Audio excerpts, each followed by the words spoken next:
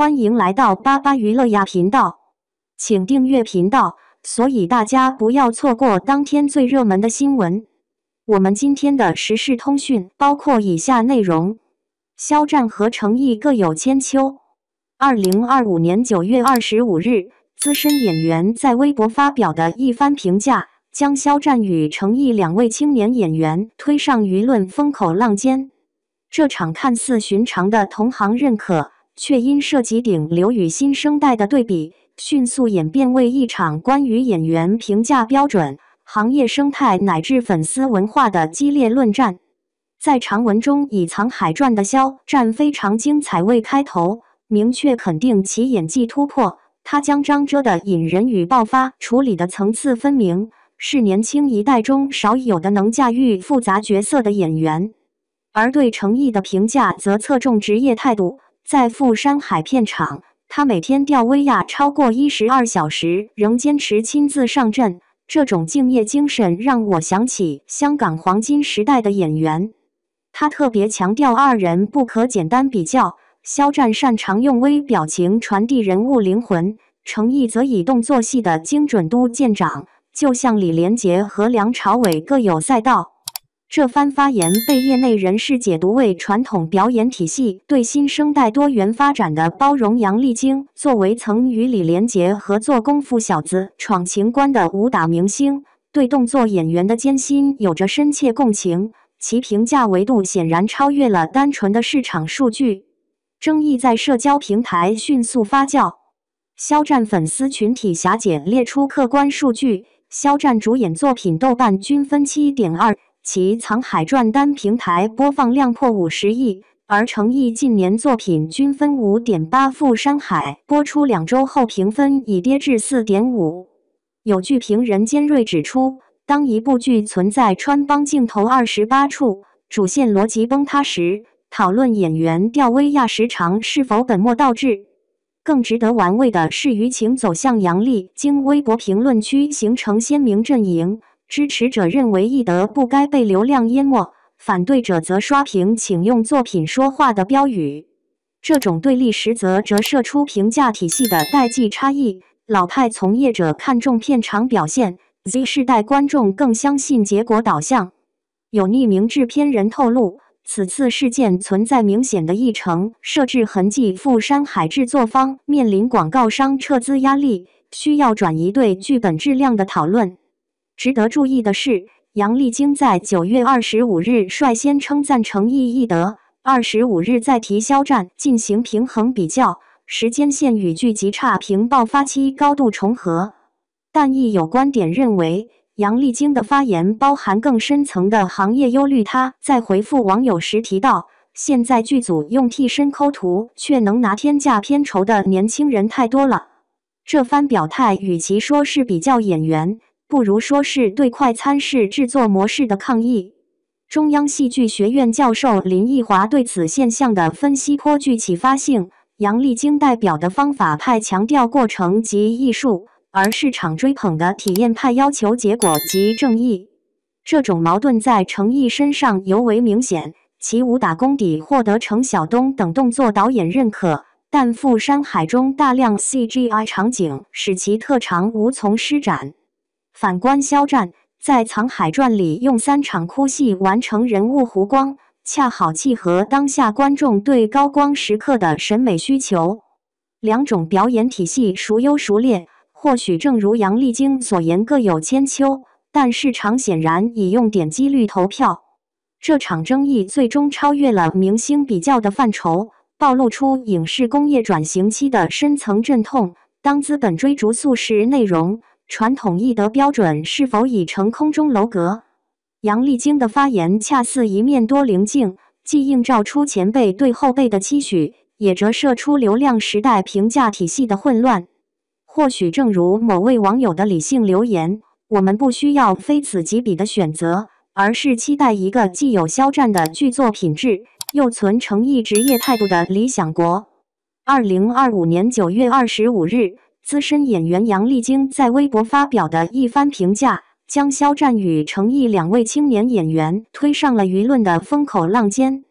这场看似寻常的前辈肯定，却因涉及顶流与新生代的对比，迅速演变为一场关于演员评价标准、行业生态乃至粉丝文化的激烈论战。杨丽菁在长文中首先点名《藏海传》的肖战，他将张遮的隐忍与爆发处理的层次分明，是年轻一代中少有的能驾驭复杂角色的演员。他认为，肖战在表演细节上的掌控，尤其是通过微表情传递人物内心的方式，显示出其作为演员的成长与突破。而谈到诚意，他则转向职业态度的层面。在富山海片场，他每天吊威亚超过12小时，仍坚持亲自上阵。这种敬业精神让我想起香港黄金时代的演员。作为曾与李连杰合作过的武打明星，杨丽菁显然对诚意的动作戏和片场投入有着天然的共情。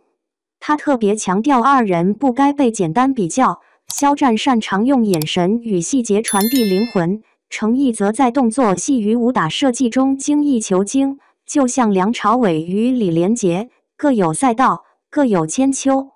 这番表态被业内人士解读为传统表演体系对新生代的包容。杨丽菁没有从数据或流量角度出发，而是以表演风格和职业精神作为评价维度，这本身就透露出一份来自前辈的期待与叮咛。然而，理性的声音很快在社交平台上被情绪化的对抗淹没。肖战粉丝迅速列出客观数据，主演作品豆瓣均分 7.2， 藏海传单平台播放量突破50亿，而诚意近年作品均分仅为 5.8， 富山海播出2周后评分跌至 4.5。 部分剧评人更是尖锐指出，当一部剧存在穿帮镜头20多处，剧情逻辑崩塌时，再去强调演员的吊威亚时长是否本末倒置。与此同时，杨丽菁微博评论区形成了泾渭分明的阵营，支持者认为艺德不该被流量掩盖，反对者则刷屏作品才是唯一标准。这种对立背后，其实是代际差异的投射。老一辈从业者习惯从过程、态度来评判 ，Z 世代观众则更看重结果导向，用口碑和数据说话。有匿名制片人透露，此次事件并非完全偶然，而带有明显的议程设置痕迹。富山海口碑下滑，制作方面临广告商撤资压力，需要转移话题，敬业自然成了最好的公关突破口。值得玩味的是，杨丽菁先在9月18日称赞肖战，后在25日提出对比，这一时间线恰好与富山海遭遇差评的节点重合。不过，也有业内人士认为，杨丽菁的发声不仅仅是帮忙公关，更包含她对当下行业生态的忧虑。她在与网友互动时直言，现在有太多剧组用替身抠图，演员拿着天价片酬却不肯吃苦。这番话与其说是在比较两位年轻演员，不如说是在提醒整个行业，如果连最基本的职业精神都失去，再多的流量也只是昙花一现。中央戏剧学院教授林奕华对此现象作出分析，杨丽菁代表的是方法派，强调过程及艺术，而当下市场则倾向体验派，追求结果及正义。诚意的情况正好体现了这种矛盾，他的武打功底和现场投入得到业内肯定，但在 CGI 充斥的富山海中，这种特长却被弱化。反观肖战，在《藏海传》中通过3场情绪饱满的哭戏完成角色弧光，契合了观众对高光时刻的期待。因此，二者之间的差异并非谁高谁低，而是评价体系的不同。正如杨丽菁所言，各有千秋，但市场用播放量和热度给出了更直观的选择。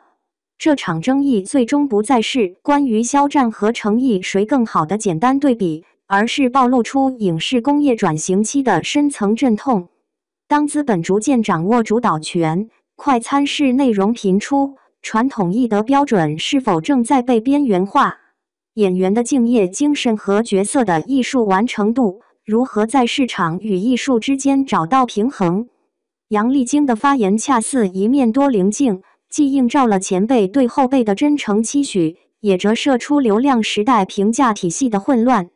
或许真正值得期待的并非二选一，而是有朝一日我们能看到一个既有肖战作品质感，又兼具诚意职业态度的行业环境。正如有网友的理性留言所言，我们不需要非此即彼的对立，而是期待一个演员既能拿出有口碑的作品，又能在片场展现敬业的态度。这或许才是舆论风暴之后最值得深思的方向。